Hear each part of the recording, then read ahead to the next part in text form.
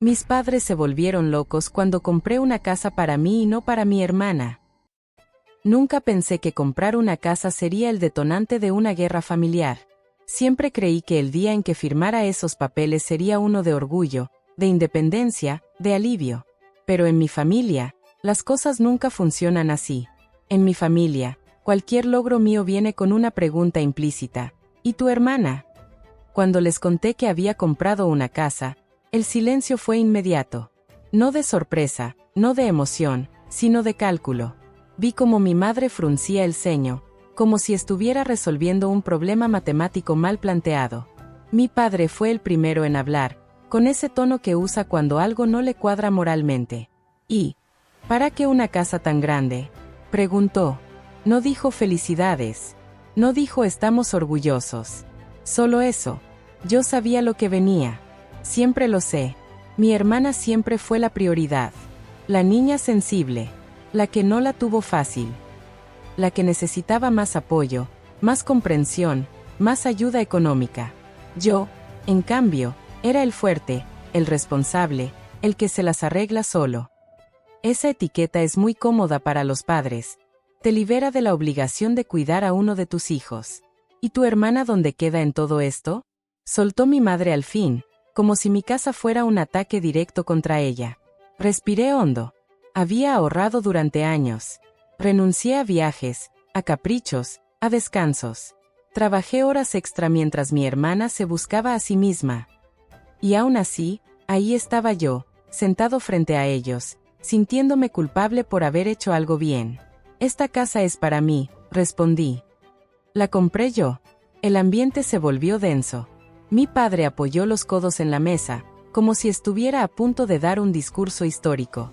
No es justo, dijo. Tu hermana sigue alquilando. Apenas llega a fin de mes. Ahí apareció la ironía cruel de todo. Apenas llega a fin de mes, decían, después de años ayudándola con el alquiler, con el auto, con un préstamo que no hacía falta devolver. A mí nunca me ofrecieron nada. A mí me ofrecieron discursos sobre el esfuerzo. Entonces comprale tú una casa, dije, y lo dije sin gritar, pero con una calma que dolió más que cualquier insulto.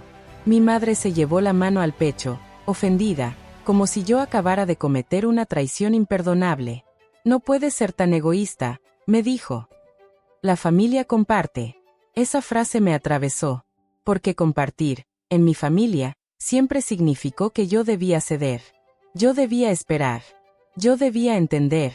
Yo debía ser el adulto incluso cuando era el hijo. La discusión escaló rápido. Me acusaron de haber cambiado, de haberme vuelto frío, de pensar solo en mí. Nadie mencionó que nadie me ayudó. Nadie recordó las veces que me dijeron que no había dinero cuando yo lo necesitaba, pero mágicamente aparecía cuando mi hermana llamaba llorando. Me fui de ahí con un nudo en el estómago y las llaves de mi casa apretadas en el bolsillo. Esa noche dormí en el suelo, porque todavía no tenía muebles, pero por primera vez sentí algo parecido a la paz. Tristeza, sí. Culpa, también. Pero paz. Los días siguientes fueron peores. Mensajes largos de mi madre, cargados de reproches disfrazados de preocupación. Silencios estratégicos de mi padre. Y mi hermana no me dijo nada. Eso fue lo más revelador. No me defendió. No me preguntó cómo estaba. Simplemente dejó que el enojo de nuestros padres hablara por ella, como siempre. Y ahí entendí algo que me dolió más que la pelea. Nunca se trató de la casa. Se trató de que, por primera vez, elegí no sacrificarme. Elegí no ponerla a ella primero. Elegí no cumplir el papel que me asignaron desde niño.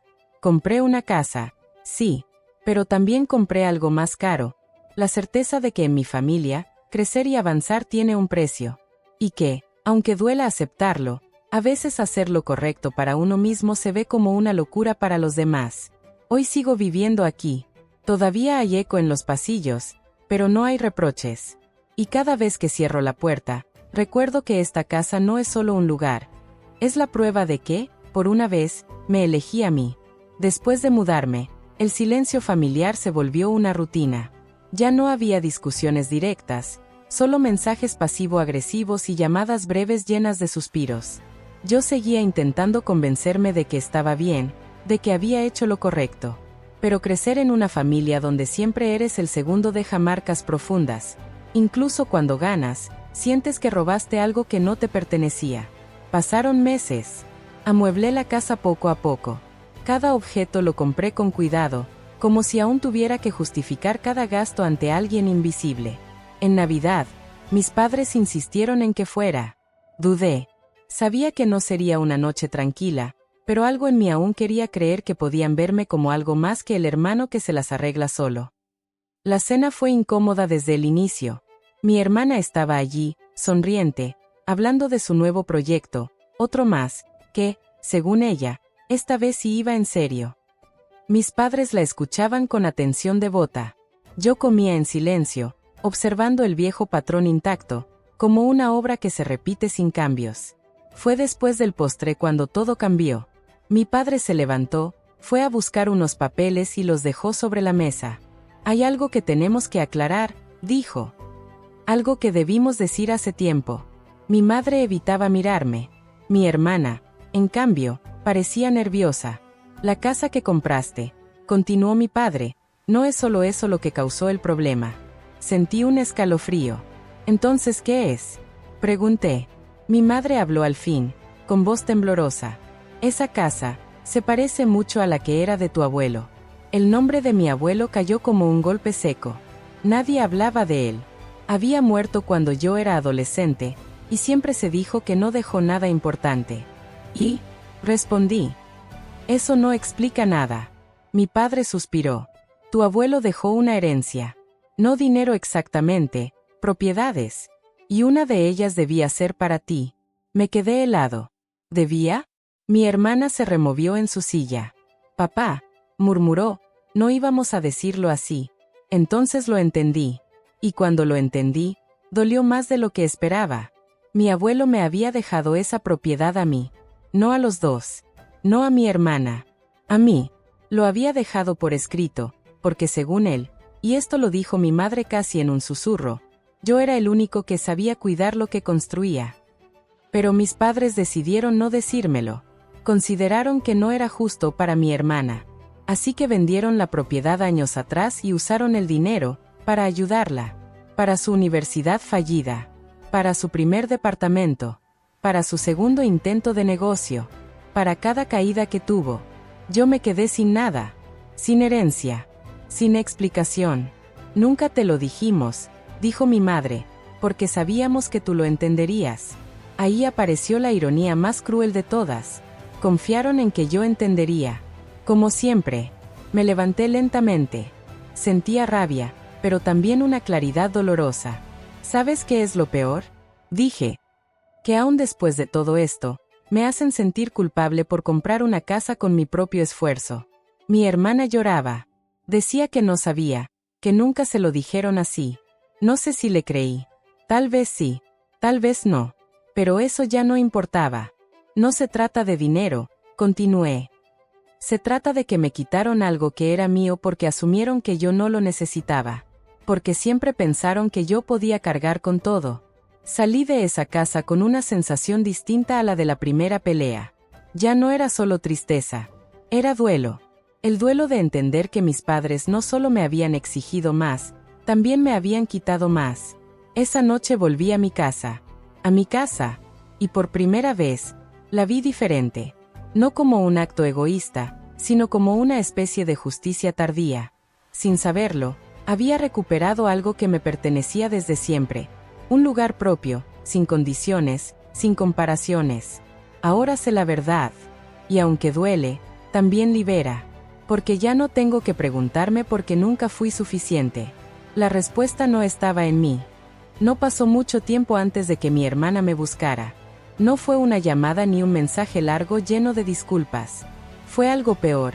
Apareció en mi casa sin avisar, una tarde gris, como si el clima también supiera que nada bueno iba a salir de eso.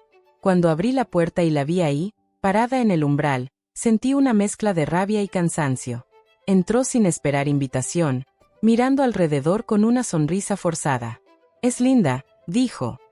«Más grande de lo que imaginaba». Ahí estaba otra vez esa frase. «Más de lo que imaginaba». como si aún estuviera midiendo cuánto merecía yo. ¿A qué viniste?, pregunté, sin ofrecerle asiento. Suspiró, dramatizando el gesto como siempre. A hablar. Mamá está destrozada. Papá no duerme. ¿Y tú? Me miró con reproche. Tú te estás alejando de todos. Casi me reí. No. Yo no me alejé. Ustedes me empujaron. Se cruzó de brazos, defensiva. No puedes seguir actuando como si todo girara en torno a ti. Yo tampoco lo tuve fácil. Eso fue el detonante. ¿Difícil?, repetí. ¿Difícil con ayuda constante? ¿Con alquiler pagado? ¿Con herencias que no eran tuyas? Su rostro cambió. Ya no había condescendencia, solo enojo. Yo no pedí que vendieran esa casa, dijo. Yo no sabía que era tuya. Pero la aceptaste, respondí. Siempre aceptaste todo. Nunca preguntaste de dónde salía. El silencio fue pesado. Caminó por la sala, tocando los muebles, como si el lugar le perteneciera un poco. Tú siempre fuiste el fuerte, dijo al fin. El que no se rompe. Yo necesitaba más ayuda. No, la corregí. Tú recibiste más ayuda. Yo solo aprendí a no pedirla. Eso la hizo estallar. Porque si la pedías te la daban. Gritó. Tú elegiste cargar solo con todo. La miré fijamente. No. Elegí no competir contigo por el amor de nuestros padres. Sus ojos se llenaron de lágrimas, pero no retrocedió. ¿Sabes lo que se siente ser la favorita?, preguntó. Es vivir con miedo de fallar. Porque si fallo, decepciono a todos. La ironía casi me aplastó. ¿Y sabes lo que se siente no serlo?, respondí. Es fallar en silencio y que nadie lo note. Se sentó finalmente, como si el peso de la conversación la venciera. Tal vez abusé, admitió. Tal vez me acomodé. Pero tú siempre me miraste como si yo te robara algo. Porque lo hiciste, dije. No por maldad. Por costumbre. Eso fue lo que más le dolió. Entonces, ¿qué quieres?, preguntó, agotada. ¿Que me vaya? ¿Que devuelva algo que ya no existe? Negué con la cabeza. Quiero que dejes de actuar como si yo te debiera algo. Como si mi casa, mi vida, mis logros fueran una extensión de tus carencias. Se levantó lentamente. Nunca te quise hacer daño, dijo. Lo sé, respondí. Pero tampoco hiciste nada para evitarlo. Caminó hacia la puerta. Antes de irse, se detuvo. Si algún día tienes hijos, dijo, espero que no los compares como nos compararon a nosotros. Esa frase me atravesó más que cualquier grito. Cuando cerré la puerta, no sentí alivio. Sentí algo distinto, aceptación. Entendí que mi hermana no era el monstruo. Era el resultado de las decisiones de nuestros padres, igual que yo. Pero también entendí algo más duro. Reconocer eso no me obliga a seguir pagando el precio. Me quedé solo en la sala, mirando las paredes que aún olían a pintura nueva. Esta casa seguía siendo mi refugio. No porque me aislara del mundo, sino porque por primera vez no tenía que justificar mi existencia dentro de ella. Pasaron semanas después de que mi hermana se fue. No volvimos a hablar. Mis padres tampoco llamaron. El silencio ya no dolía como antes. Era un silencio distinto, más honesto, como cuando por fin aceptas una verdad que llevabas años evitando. Una tarde encontré un sobre debajo de la puerta. No tenía remitente. Solo mi nombre, escrito con una letra temblorosa que reconocí de inmediato. Era de mi madre. Dentro había una carta corta y una copia de un documento viejo, amarillento por el tiempo. Empecé a leer sin saber que, en pocos minutos, todo lo que creía cerrado iba a abrirse de nuevo. Nunca supe cómo decirte esto sin romper algo que ya estaba frágil. Si estás leyendo esto, es porque ya rompimos todo igual. Sentí un nudo en la garganta. El documento era un testamento anterior al que yo conocía. Uno que nunca se ejecutó.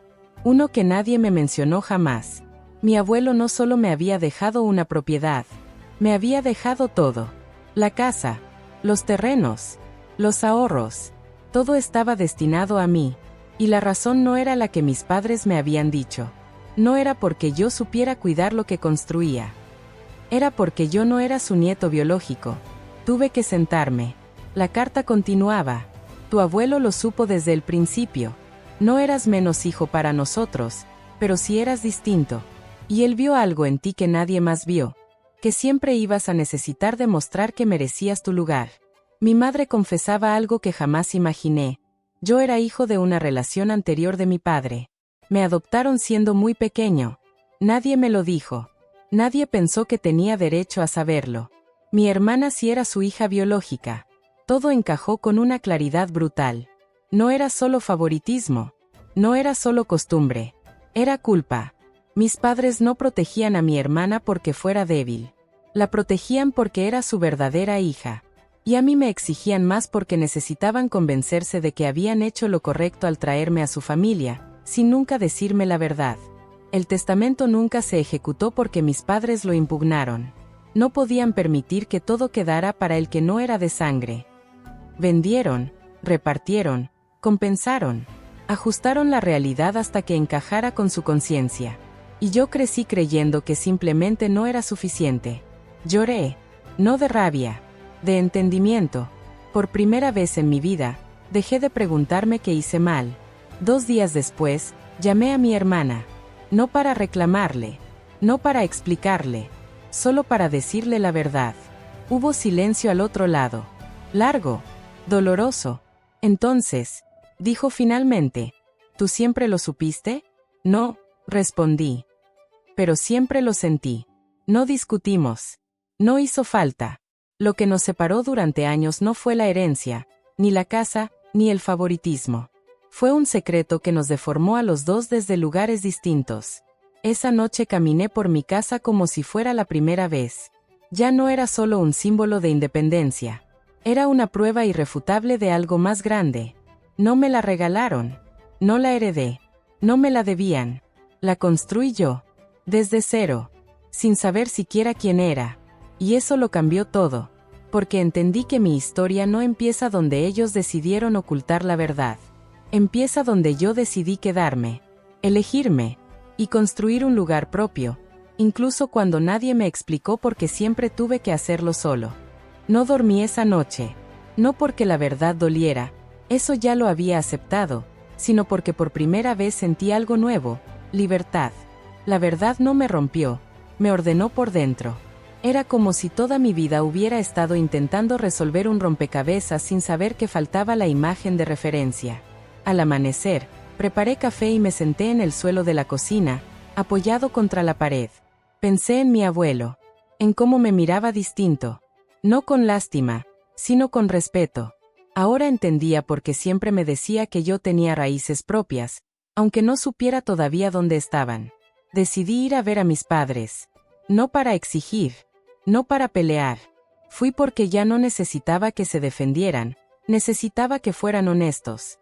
Mi madre abrió la puerta y rompió a llorar al verme. No me abrazó enseguida.